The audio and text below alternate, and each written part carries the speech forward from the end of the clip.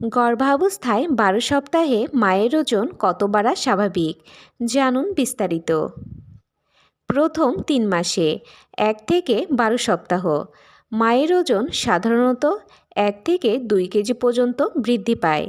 কারো কারো ক্ষেত্রে ওজন খুব সামান্য বাড়তে পারে বা বমিভাবের কারণে কমও থাকতে পারে।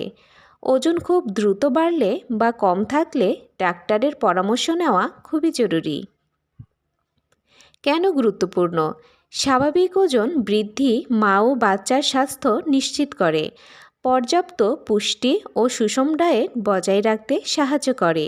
টিপস: সুষম খাবার ও পর্যাপ্ত পানি পান, হালকা ব্যায়াম বা হাঁটা, নিয়মিত ওজন পরীক্ষা। যদি উদ্বেগজনক লক্ষণ দেখা দেয় ডাক্তারের সাথে যোগাযোগ করুন। আজকের মতো এই পর্যন্তই। সবাই ভালো থাকবেন, সুস্থ থাকবেন।